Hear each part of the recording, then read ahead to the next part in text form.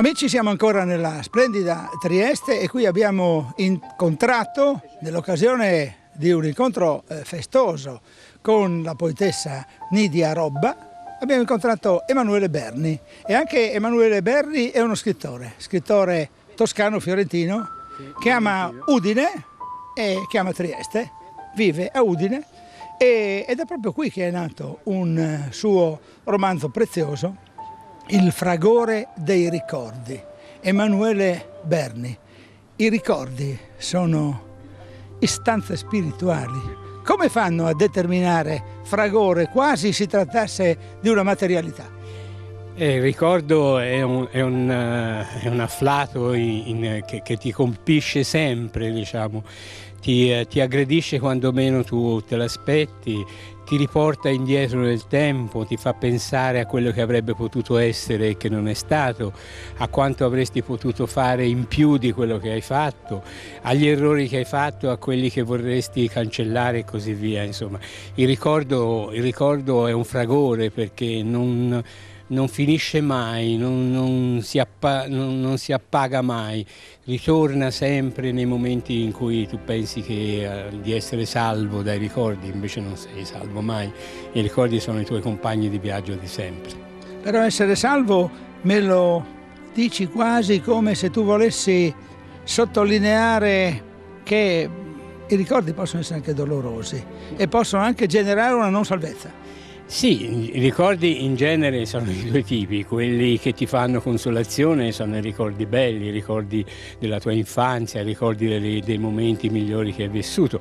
Poi la vita è fatta di tanti momenti, di tante sensazioni e quindi anche ricordi dolorosi, quelli le tristezze che hai dovuto affrontare, i problemi della vita che ti si sono presentati, i lutti, i dolori, eccetera. Però sono compagni di viaggio, insomma, a un certo punto li devi accettare, come in uno scompartimento di un treno non puoi pretendere che ti si siedano accanto tutte persone gradevoli, così nei ricordi, insomma, è la stessa cosa, voglio dire, c'hai ricordi con i quali andresti volentieri a braccetto e ricordi invece che faresti volentieri a meno di ricordare. Insomma. Senti, io ti vorrei chiedere una domanda un po' strana se vuoi. Ma te la faccio perché Udine è relativamente distante da Firenze. Sì.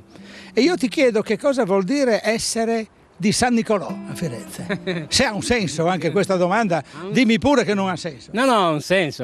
San Nicolò è di Ladarno, diciamo. Noi i fiorentini distinguono, diciamo, Firenze di qua d'Arno e di là d'Arno. Di qua d'Arno ci sono tutti i monumenti più preziosi. Di là d'Arno c'è la vita pulsante della Firenze vera. Insomma, non so se voi ricordate i Pratolini, le ragazze di San Frediano, San Frediano è di là d'Arno, insomma.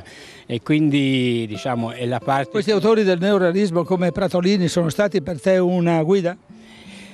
Più che una guida sono stati una conoscenza che io ho fatto in gioventù e che in qualche senso può essere anche stata formativa, non è detto che lo sia sempre e comunque, ma comunque sono germi che tu, come praticamente semini un prato, vengono fuori i fiori ma vengono fuori anche le erbacce.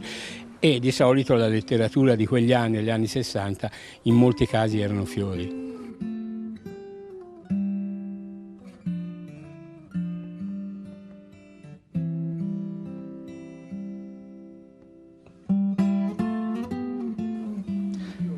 Il fragore dei ricordi. Ci vuoi dire qualche cosa di più specifico di questo tuo prezioso libro che è stato presentato anche nei mesi scorsi, nei mesi estivi a Lignano Sabbiadoro? Sì, ho fatto diverse presentazioni come fanno tutti gli autori. Tutti gli autori sono itineranti, insomma, perché oggi se non c'hai comunicazione e visibilità non sei nessuno. È un libro che ha le sue radici alla fine della guerra, la seconda guerra mondiale, quella del 45, dove c'è una strage di tipo nazista e da lì l'unico sopravvissuto, che è poi praticamente il protagonista del romanzo, ha una sua vita propria, autonoma, piena di imprevisti, ma anche piacevoli, ma anche tristi, come è comunque la vita di tutti noi. per avere un epilogo piuttosto interessante e importante. Adesso non vado a spiegare tutto perché sennò nessuno compra più il libro. Il fondale è storico, ma la vicenda è assolutamente inventata. Secondo te, l'autore contemporaneo come fa a coniugare questo mondo, lo storico e l'inventato? Noi abbiamo gli illustri esempi, no? Come per esempio l'Alessandro Manzoni dei Promessi Sposi, ma oggi sono passati tanti anni e quindi come facciamo a coniugare, come fate voi scrittori, a coniugare il mondo dell'immaginato con questo retroterra storico che quindi esiste, perché la seconda guerra mondiale, il dramma 39-1945 è un dramma esistente, è un dramma storico, ma i personaggi sono inventati. Ma dunque, l'humus, il sottostrato di tutta la vicenda, per me come per altri, è partire da una realtà storica vera, affermata, conosciuta, e poi sopra ricamare quello che è, diciamo, le capacità inventive, la qualità, diciamo, dello scrittore, la possibilità di affascinare anche con elementi che non fanno parte completamente del quadro storico, ma lo riempiono e lo costituiscono attraverso le vicende del protagonista. Quindi diciamo, sono due cose che sono diverse ma che si completano in fondo in un libro.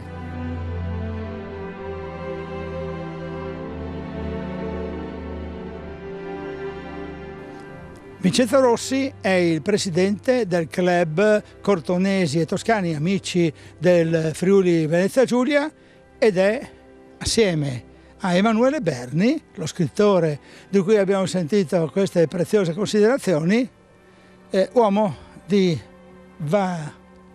valutazione, di sottolineatura, di una cultura toscana, italiana e anche collegata al Friuli Venezia Giulia. Ormai ti conosciamo, Presidente, perché sei già stato altre volte ospite delle nostre trasmissioni qui a Udinese Channel, ma io ti chiedo di sottolineare ancora una volta che cosa può fare un club come quello dei Cortonesi e dei Toscani per la valorizzazione di un autore come Emanuele Berni. Ma dovrei dire questo, che Emanuele Berni è già stato valorizzato dal club Cortonesi, tant'è vero che ho ricevuto notizie recenti che il suo libro sarà presentato al Museo dell'Accademia Etrusca di Cortona.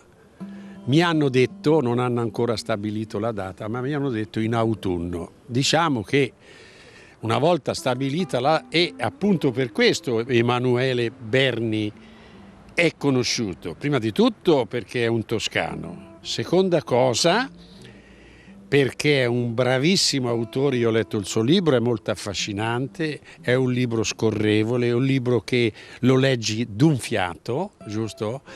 E direi che Cortona l'ha subito messo nelle prime file delle sue presentazioni. Una sorta di adozione di un cortonese che non è tale perché è fiorentino. Ma certamente, perché diciamolo pure, noi toscani ovviamente siamo anche nemici, siamo anche tra Cortona, Siena, Firenze, ci sono state guerre, però tutto sommato ovviamente noi ci vogliamo anche bene, cioè siamo fatti così, i toscani sono ironici, sono, come si può dire, un pochettino fatti a modo loro, però ovviamente hanno una gran testa in generale, giusto? Per cui, arrivato a un certo punto, presentare un autore come Emanuele Berni per Cortona e per l'associazione non solo è un punto di forza, ma è anche un onore.